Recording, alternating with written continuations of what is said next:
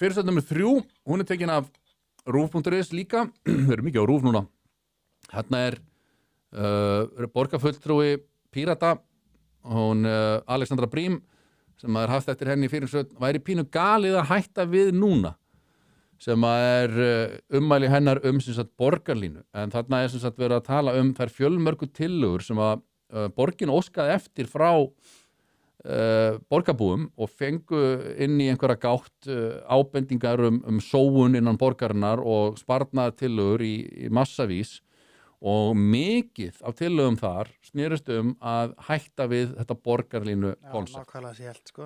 Og en það segir ekki stendur til að breyta kúrs í samgöngumálum, segir borgarfulltrúi Pírata, þótt margir hafi lagt það til í samráðsgátt.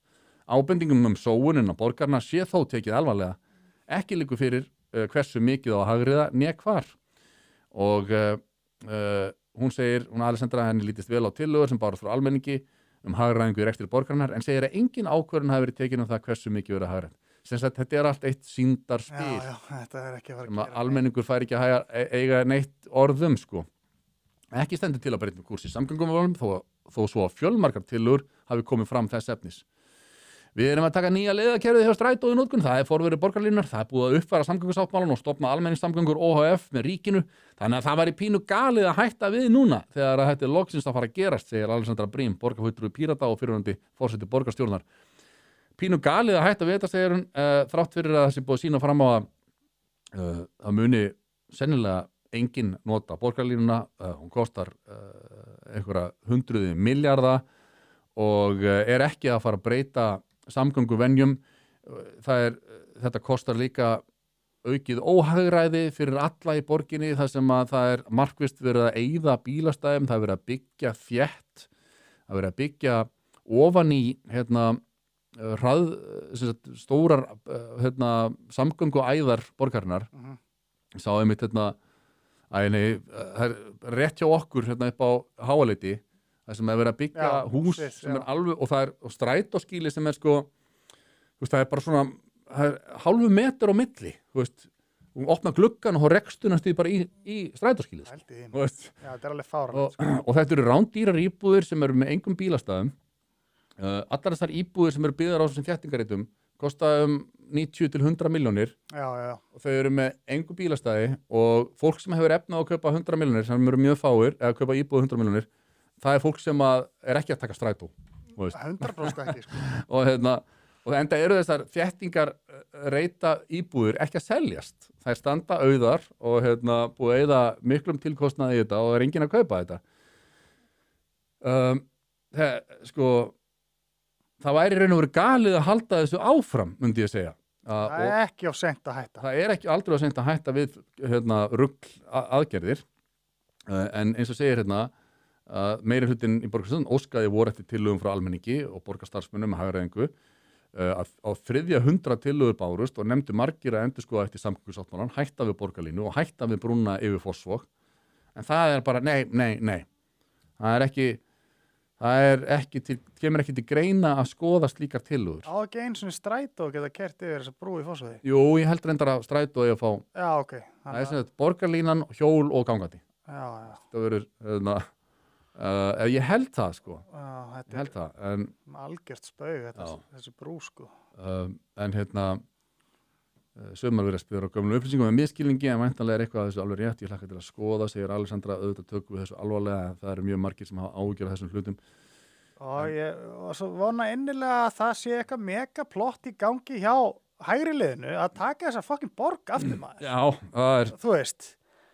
Það ótrúlegt hvað þeir hafa, sko, en þeir hafa náttúrulega samt verið stærstir, Sjálfstæðisflokkurinn hefur þráttur að vera stærstur flokka í borgarstjórnarkosningum, þá hefur búið að halda þeim markvisst úti. Já.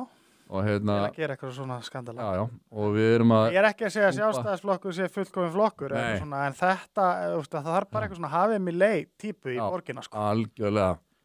Þar, meira en nokkuð staðar annars staðar, þarf einmitt hafið mig leið típu með niðurskurðarvélsauðina, hjóla í, sko, það er svakalegt ef það myndi eitthvað svona dótsteymi að forskrift Elon Musk fara í fjármál borgarinnar. Það búið að vera svo mikil steypa. En þeir eru allavega, þessir ágættu borgarfulltrúar eru ekki á því að hlusta á heilbrigðar tillögur, þeir ætla að handvelja þær, ef einhverjar verða valdar, þá eru það einhver sem að þeir hefðu kortið lagt til sjálfis.